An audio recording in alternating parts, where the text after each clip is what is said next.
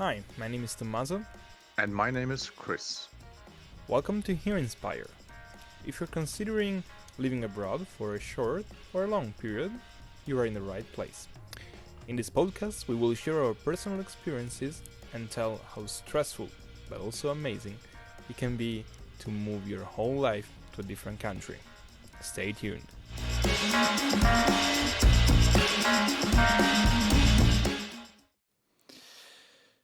Welcome everyone to the next Inspire podcast episode. My name is Chris. I will be the co-host today, and today I have two beautiful girls sitting at the table with me. It's Marike and Patricia. So welcome to the podcast. Thank you. Thanks for having us. Oh, am I? Yeah. Sorry? Thank you. It's a pleasure. Nice. So I'm very looking forward to the talk today because you both are moving from a different country to the UK. So I'm very curious whether you have the same experience or different experience.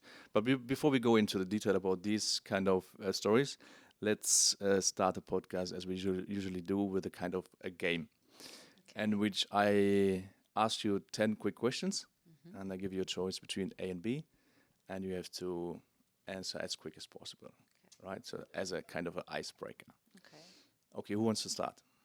You. I do, apparently. Okay, Marike, cats or dogs? Dogs. Don't even to think. Pizza or pasta? Pizza. Wine or beer? Beer. I'm Belgian. True. Car or bike? Bike. Bike. Bike? Stay with bike, yeah. Coffee or tea? Coffee. Mountains or sea? Mountains. Mountains. Bitter or sweet? Sweet, yeah. Chill out or workout? Chill out. I would like to say workout, but I will be honest with you, chill out. Right, perfect. Summer or winter? Summer. For sure. You like live concerts or Spotify? Spotify. Fine. Yeah. Television or Netflix? Netflix. Netflix, easy.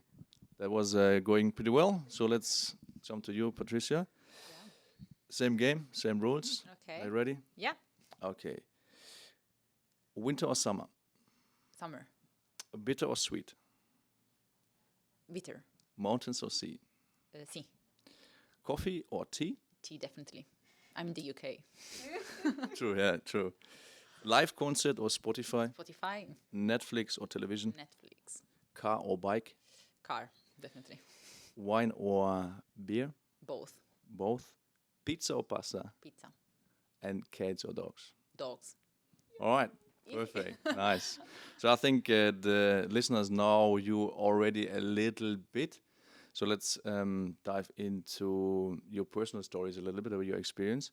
So I asked you just to very quickly introduce yourself. Name, where you're coming from, where you were doing your project, and where have you lived before, in which different countries. Okay. Me? I'm Patrizia. I came from Italy, and I'm currently based in the UK, in particular in Nottingham. I lived in the UK before for 6 months in Scotland, in particular in Edinburgh. That's it. I'm doing a PhD in Nottingham with Marike. Yeah, so I'm Marike. I'm from Belgium originally. I also moved to the UK 2 years ago. I have lived for a bit in Geneva in Switzerland for 4 months for like a master thesis. And yeah, that's the only other country that I have lived in. So yeah, I'm also... Was there something else I had to say? No, that's it, right? You can say whatever you want. Okay, That's I like dogs. whatever. No, yeah, that's it. Yeah, that's Whatever you would like to share with all the 10,000 listeners out there. tens of thousands 10, of. 10, Okay. At least you're happy to share. Yeah. Okay, thank you. And as you know, right now we are actually recording that podcast, so to say, live at Maastricht during our summer school. And you see, we sit here on the table, the viewers at home, they can see us. And so the first question is, have you actually been on a podcast before? I have never. Me neither. Nah. And how does it feel, like sitting here with a microphone, listening to Very your cool. voice and other headphones and fancy stuff? The listening to your voice is weird. To hear yours, at least I think so. This is weird, but I'm super excited to be here. I feel like I'm a famous person now. I know I'm not, but this is what it feels like. same. Even if I will run away immediately because I'm pretty like shy, but it's fine. Maybe it's the start of a, a bit of a. It's a start for my career in See. podcast. You never know. Sure. All right. We'll be back. I'm very curious. Okay, let's dive into your personal experience during the last 1-2 years living in the UK. Yeah. First question: since you moved to the UK, have you actually been to the UK before you started the project? Yes, I've been in the UK before. I visited London, I think 3 times before moving to the UK, and this is why I decided to move to the UK. Indeed, because I love London. And then I lived in Edinburgh, Scotland for 6 months, right before my project. And visiting the UK and living for a couple of months in the UK was the reason why I decided to apply for a job in the UK. And what did you like about the UK living there? So what I think your first impression was quite positive. Yeah. What did you like about it? I like how people can be helpful in the UK. I like the language a lot, and also the history of the UK. And I like also the working environment in the UK. If I compare to where I came from, where I'm from is pretty different, and I really like it. Yeah, Nice. I think they take into account both the professional and the personal life when in a working environment, which is good. All right, nice, cool. And do you share the same kind of impression you had? I had to say, I never went to London actually before yeah. moving 2 years ago, but I was in the UK before. I went to a different place. I went to Scotland, and I think that was the first time I was in the UK, maybe. Also, I went to Canterbury and some other like small cities. I agree with what you say, that there is like a good work-life balance, but this is pretty similar to Belgium in my opinion. So, this was not so different for me. But I like living in the UK a lot. I think my first impression of the UK was like very beautiful nature, especially in Scotland. It was super, super nice. And yeah, that's... Yeah. And do you actually have the time to discover the whole UK? In the beginning, not so much. Now we really try, because after the first year COVID, lockdowns, everything, so we couldn't travel around a lot. And I really regretted this. After the first year, I realized like, okay, I've been here for a year and I couldn't see a lot of like the country and all the things like. When you move to a country, you have in mind like, oh, I will discover the whole country, I won't see everything. And then after a year, I realized like, okay, actually I didn't do this. So now I really try to like, okay, this weekend we're going. So because we are a couple of like international people in our group, so we try to like organize some things. And I think this year we did maybe a bit better than last year, but we still have 1 year left, so we can still work on that, because we are in Nottingham, so pretty close to like Peak District and all this kind of like super beautiful nature. Yep.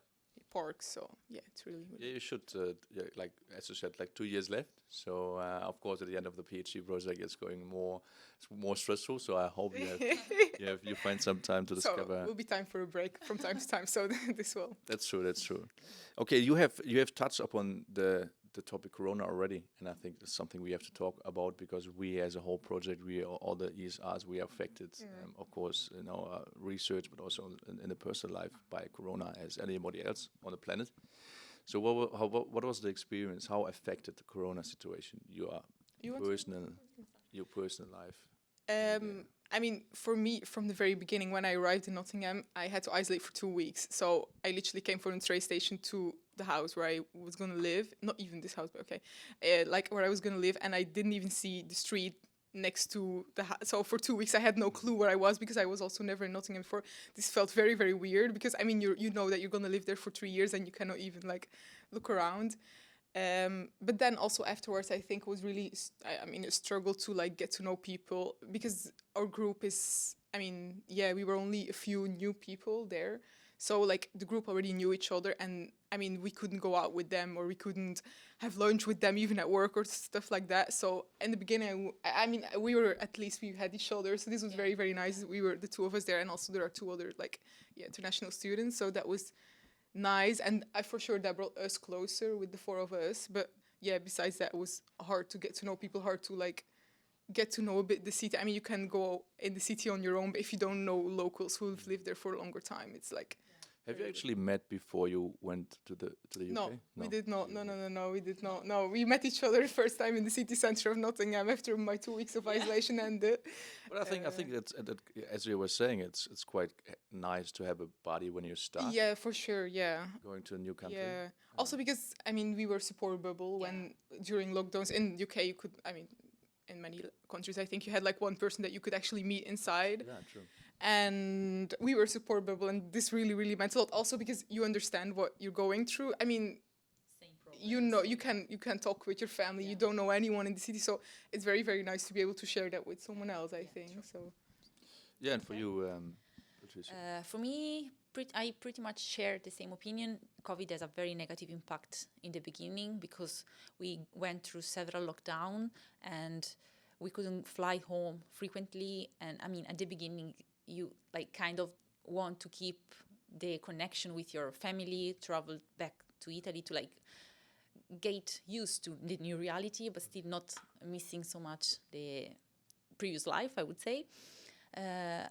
But yes, I think the point that we moved together to more or less work in the same environment, more or less the same topic or the same project, helped us to survive, really to survive, because we went through the same difficulties, the same problems, and we were there for each other to went through this problem. Yeah, and yeah, but now it's much better because we can travel much more, we can do a lot of stuff, and yes, we didn't travel a lot around the UK because of COVID, of course, but yes, there are a lot of cities I would like to visit, and there is an opportunity now.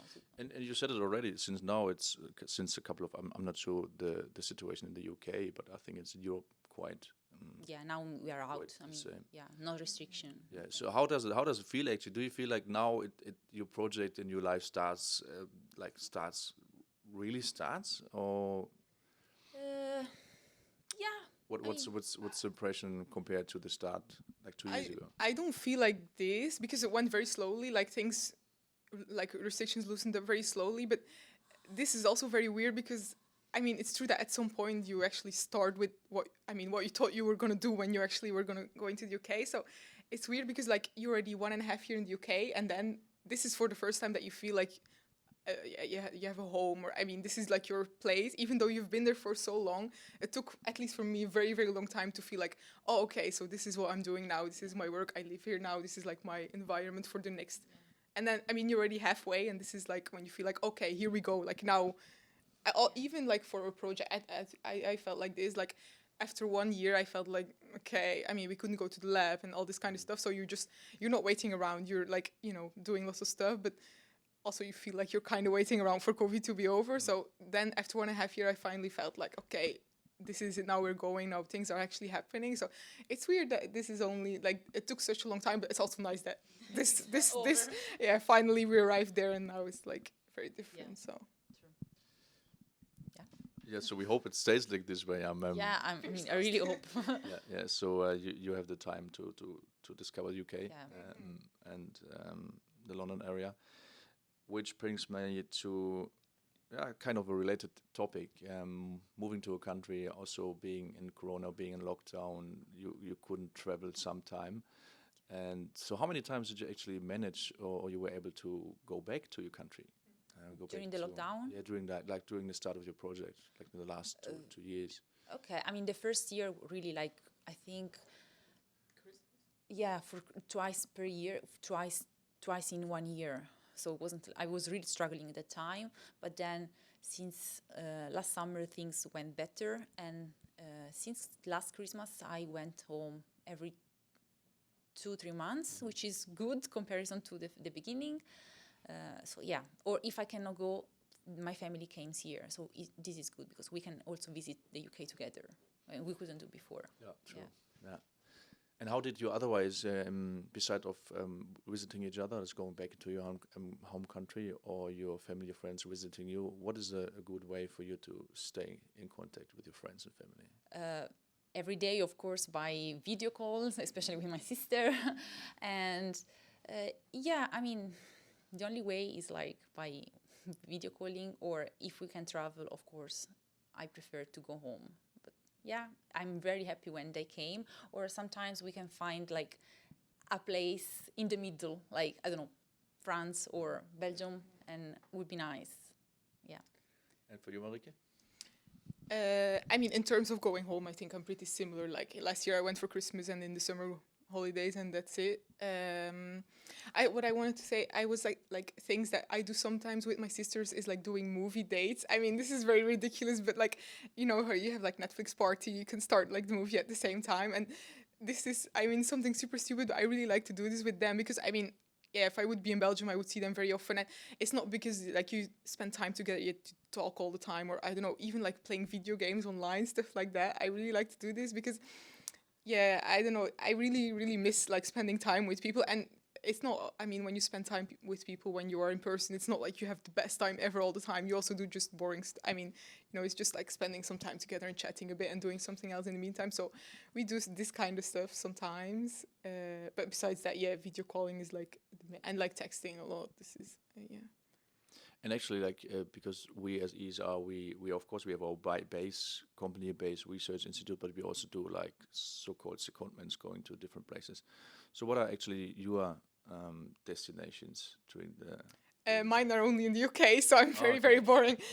Mine is AstraZeneca in Cambridge, right? And also, yeah, Vivonix is small. It's also in Nottingham, so yeah, mine are not super, super excited. I mean, I'm very excited about them, but the countries are not super excited.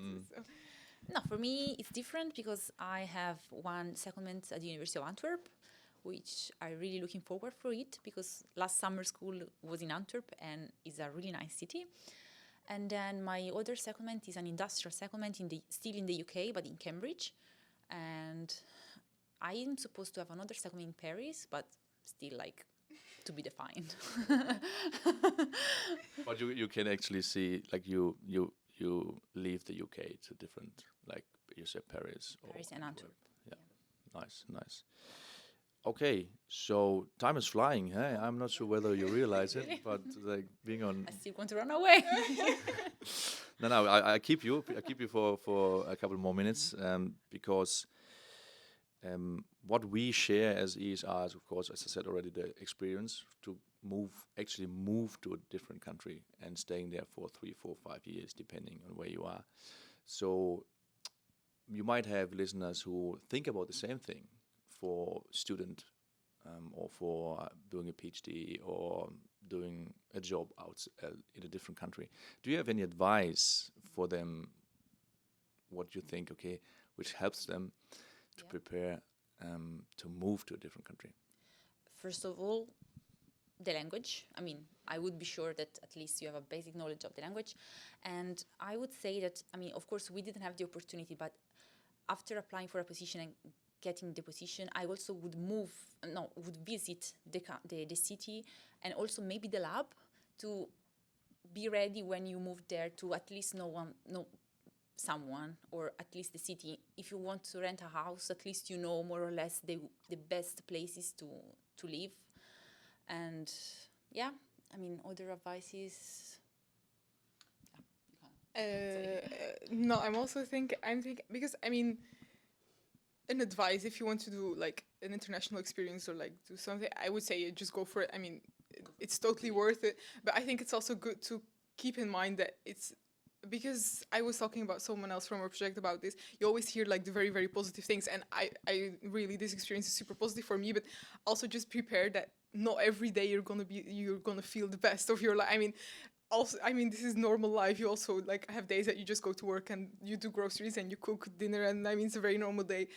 I mean, and sometimes it's hard because you miss your family. I mean, there's also hard days, and I mean this is totally okay. This is totally normal, but because I feel like everyone that does like an experience abroad or whatever is always, oh my god, best thing of my life. And I mean, for me, this really was the case. I love my Geneva thing. I love the UK. I'm having a really good time, but just prepare and like make sure you have some people that you can like fall back on in case you have like a day that is a bit less, that, you know, you can like, you're not on your own and just feeling sad. And I mean, so yeah. Yeah, exactly. Make sure you have Patricia and you're good. But yeah, so. There's actually probably another good way to prepare. For example, if there are people joining an ITN as we, to connect with the same as like Yeah, if I think so, if I take yeah. your example, Yeah. to meet them beforehand, or live, or like online. So just I think so. I think this is super valuable to be able to speak with someone that, I mean, understands what you're going through. I mean, if you struggle with something, there is always someone who would like something similar, and this is super. I mean, at least I think this is a super nice thing that really can help me a lot. So It's easier to be more empathic. yeah, exactly. all right, ladies. Then, as I was saying, the time is flying. So I would like to round up the podcast, this episode. I would like to thank you for being here, for sharing your experience with me. I learned something from you, Very funny. but also for the viewers at home and the listeners, so they know how to prepare, how it is in an ETN such as Inspire. So yeah, thank you very much. Thank you very much. Thank you. It's very nice. Thanks for having us. And for the listeners, thank you for joining in, for tuning in, and I invite you to join the next episode next time. Thank you very much. Goodbye. Bye.